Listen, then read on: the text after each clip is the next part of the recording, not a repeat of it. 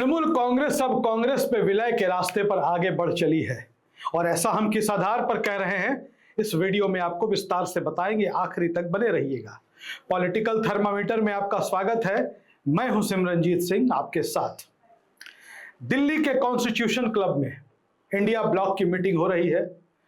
23 राजनीतिक दलों के लोग या कह लें 23 विपक्षी दलों के लोग या नेता इस बैठक में शामिल हैं। देश की राजनीति में बड़ा हड़कंप है इस बैठक को लेकर के और इस बैठक की गंभीरता का अंदाजा आप इसी बात से लगा सकते हैं कि देश की राजधानी दिल्ली में इस बैठक के विरोध में खास तौर पर राहुल गांधी और कांग्रेस के विरोध में कई सारे पोस्टर्स लगाए गए। इन पोस्टर्स में बहुत सारी बातें कही गई जो कभी अतीत में ममता बनर्जी ने कहा होगा, जो कभी केजरीवाल ने कहा होगा, जो कभी शरद पवार ने कहा होगा। और राजनीति में तो बहुत सारी बातें कही जाती हैं। अगर प्रधानमंत्री नरेंद्र मोदी ने किसके बारे में क्या कहा छिपा हुआ नहीं है। महबूबा मुफ्ती के साथ तक गठबंधन वो कर चुके हैं जम्मू कश्मीर में। नीतीश कुमार के बारे में क्या कुछ नहीं कहा नरेंद्र मोदी ने, दोनों एक साथ चले गए। और राजनीति में भाषण, भाषा, बयान चलते ही रहते हैं। बात करेंगे ममता बनर्जी की। ममता बनर्जी के हाथ से पश्चिम बंगाल की सत्ता चली गई। इसके बाद सत्ता जाना कोई बड़ी खबर नहीं है। राजनीति में सत्ता आती जाती रहती है, हार जीत होता रहता है। और ममता बनर्जी आज चौतरफा हमले से घिर चुकी हैं। ममता बनर्जी पर हमले कर कौन रहा है? ममता बनर्जी की मुश्किलें बढ़ कहां से रही है? विरोधियों से ज्यादा अपनों से। लगातार उनकी पार्टी के नेता पार्टी छोड़कर जा रहे हैं। 80 में से 60 विधायक अलग हो गए, न्यू टीएमसी बना लिया। आज राज्यसभा के 2 सांसद चले गए, एक का तो इस्तीफा आ गया, दूसरे का आना बाकी है। और ममता बनर्जी जिनके दम पर सत्ता के गुमान में थी और निरंतर कांग्रेस को चुनौती देती थी, ममता बनर्जी ने जितनी लड़ाई कांग्रेस से लड़ी उतनी लड़ाई अगर भारतीय जनता पार्टी से लड़ी होती तो आज उनकी स्थिति कुछ और होती। लेकिन देर आए दुरुस्त आए। आज के इंडिया ब्लॉक की मीटिंग की कुछ चुनिंदा तस्वीरों को देखिए। सबसे पहले जो तस्वीर सामने आई उसमें सोनिया गांधी जैसी बड़ी नेता के बगल में, कांग्रेस की जो अध्यक्षा रह चुकी है, कांग्रेस संसदीय दल की नेता सोनिया गांधी के बगल में ममता बनर्जी हैं। ममता बनर्जी का चेहरा देख के साफ तौर पर आप देख सकते हैं कि कैसे उनका उत्साह फीका पड़ा हुआ है, कैसे ममता बनर्जी के चेहरे का जो तेज था वो समाप्त हो चुका है। लेकिन सोनिया गांधी ने उनको अपने बगल में जगह दी है। उसके बाद एक दूसरी तस्वीर सामने आती है जिसमें सोनिया गांधी ममता बनर्जी को अपने गले से लगाती हुई दिखाई दे रही हैं। हालांकि राजनीति में भावनाओं का कोई मोल नहीं होता, लेकिन गांधी परिवार राजनीति में रिश्तों को लेकर के भी आगे बढ़ता है। ममता बनर्जी का रवैया कांग्रेस के साथ चाहे जैसा भी रहा हो, कांग्रेस ने कभी अपने रवैये से ममता बनर्जी को नुकसान पहुंचाने की कोशिश नहीं की। हाँ, पश्चिम बंगाल कांग्रेस के जो नेता है वो अपनी राजनीति को लेकर अपने प्रदेश के राजनीतिक माहौल को देखते हुए सरकार पर हमला बोलते रहे हैं। अब जब कांग्रेस आपके साथ नहीं होगी, विपक्ष में होगी, तो कांग्रेस हमला बोलेगी ही। तो ममता बनर्जी को जिस तरीके से कांग्रेस ने अपने साथ सटाया है, सोनिया गांधी ने जैसे उनको, वो कहते एक फिल्म में आपने देखा होगा संजय दत्त जादू की झप्पी देते थे, वही जादू की झप्पी सोनिया गांधी आज निस्तेज पड़ चुकी, हतोत्साहित हो चुकी ममता बनर्जी को सोनिया गांधी गले लगाकर यह मैसेज देना चाहती हैं। सोनिया गांधी ने अपने बगल में बैठा करके भी ममता बनर्जी को यह संदेश दिया है कि हमारी राजनीति विचारधारा पर आधारित है, गांधीवादी मूल्यों पर आधारित है और हम ममता बनर्जी का साथ नहीं छोड़ेंगे। ममता बनर्जी ने हमारा साथ छोड़ा था, हम साथ नहीं छोड़ेंगे। और अब जैसा कि हमने पहले कहा कि क्या अब विलय के रास्ते पर टीएमसी आगे बढ़ चुकी है। देखिए, टीएमसी के पास अब कोई रास्ता नहीं है।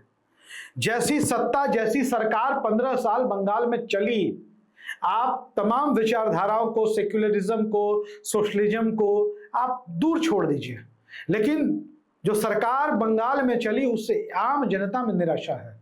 और 2-3 बातों पर मैं आपका ध्यान आकृष्ट कराऊंगा। अब खबर आ रही है कि लोकसभा के सांसद ममता बनर्जी के टूट सकते हैं। ममता बनर्जी के पास एक ही रास्ता है, उनको अपने लोकसभा के सांसदों का विलय कांग्रेस में करा देना होगा। जब 99 सांसदों के साथ ये सांसद चले जाएंगे तो भाजपा उन्हें तोड़ ही नहीं पाएगी। अभी 3 साल का वक्त है लोकसभा के चुनाव में और ऐसे में ममता बनर्जी के सांसदों का महत्व खास है। ममता बनर्जी को चाहिए कि वो निर्णय लें, इससे उनकी पार्टी भी बचेगी, उनके सांसद भी बचेंगे, उनकी राजनीति भी बचेगी। और जब कांग्रेस में शामिल होंगी ममता बनर्जी तो उनकी अहमियत बढ़ेगी, उनका कद बढ़ेगा। सिर्फ बंगाल नहीं, जब वो उत्तर प्रदेश जाएंगी, जब वो राजस्थान जाएंगी, जब वो छत्तीसगढ़ जाएंगी, मध्य प्रदेश जाएंगी, जबरदस्त स्वागत होगा उनका। एक राष्ट्रीय नेता के तौर पर वो उभरेंगी। ऐसा नहीं है कि ममता बनर्जी की ताकत बिल्कुल ही नहीं बची है पश्चिम बंगाल में, लेकिन ममता बनर्जी को आज की तारीख में एक राष्ट्रीय चेहरे की जरूरत है। अगर उनको बंगाल में फिर से भाजपा को पछाड़ना है, भाजपा से लड़ना है, तो भाजपा के सामने कांग्रेस को खड़ा करना होगा और कांग्रेस के साथ ममता बनर्जी को आना होगा। शिवसेना के प्रवक्ता संजय राउत, उन्होंने कह भी दिया है कि कांग्रेस से निकली जितनी भी पार्टियां हैं, अब समय आ गया है कि वो कांग्रेस के साथ आ जाएं। ये संजय राउत ने कहा है। और कांग्रेस से निकली पार्टियों में आज एनसीपी की स्थिति देख लीजिए। महाराष्ट्र में 2 हिस्सों में बट गई पार्टी, अस्तित्व भी नहीं बचा है, मतलब बस गाड़ी खींच रही है। और वैचारिक रूप से इन लोगों ने सबसे पहले परेशान किया, बर्बाद किया कांग्रेस को।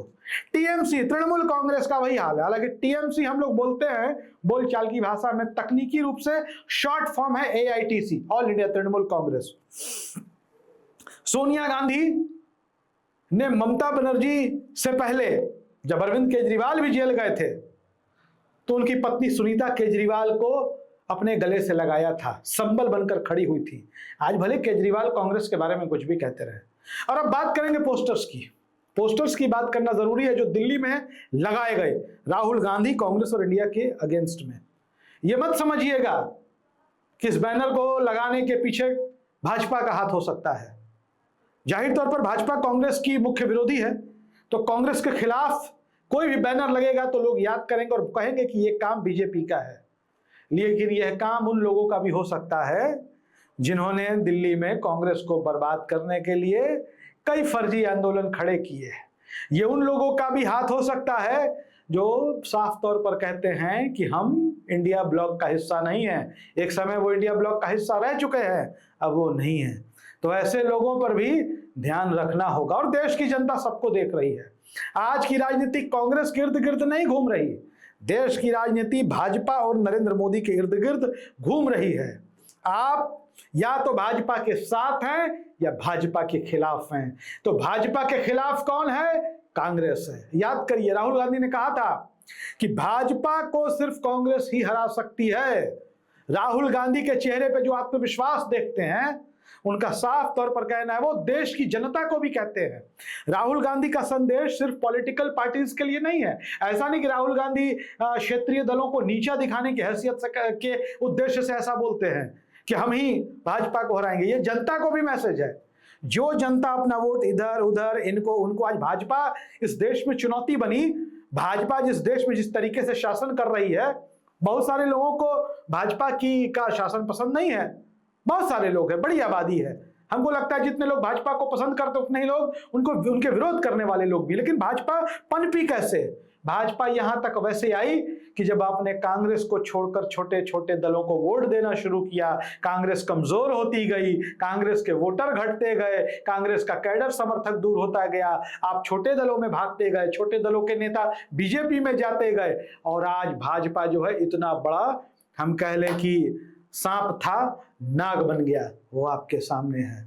तो आज क्षेत्रीय दलों के लिए भी और जनता के लिए भी स्पष्ट मैसेज है। दीवार पर लिखी इबारत को पढ़ लीजिए, वरना जो हो रहा है वो आपके सामने है। वीडियो अच्छा लगे लाइक करिए, शेयर करिए, चैनल को सब्सक्राइब करिए, फॉरवर्ड भी कर दिया करिए व्हाट्सएप ग्रुप्स में। धन्यवाद।